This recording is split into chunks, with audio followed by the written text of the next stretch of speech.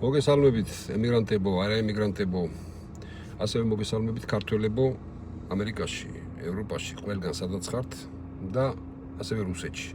ყოველთვის რუსეთს ჩვენ ვამბობთ, რომ უნდა მოხდეს დარტყმები რუსეთში, ვამბობთ კრემლი, წითელი მოედანი, მავზოლეუმი და პუტინი. რა თქმა უნდა ის ნავთობგადამამუშავებელი ქარხნები, რომელსაც დღეს დაარტყა უკრაინამ და მალე გასწორდება კრემლი მიწასთან. ამის პირობა დადეს უკრაინელებმა.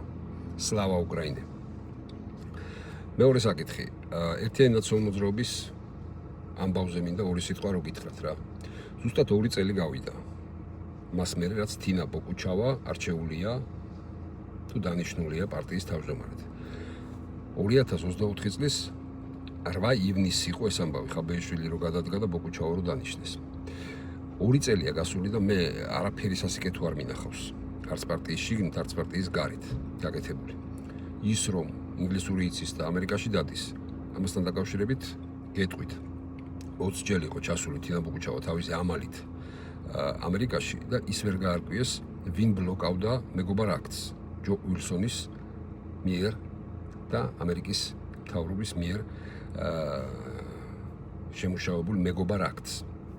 ესენი იყვნენ კონგრესმენები და სენატორები, რომლებიც ბლოკავდნენ, რომლებიც პუტინთან მეგობრობაში არიან მხილებულები და რომელი ამბავიც აზერბაიჯანელმა ჟურნალისტმა გვამცნო.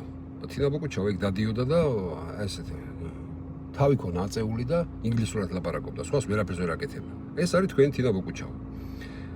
და როდესაც ვერ აკეთებს ადამიანი იმ საქმეს, რაზედაც დანიშნულია და რაც ევალება, უნდა გადადგეს.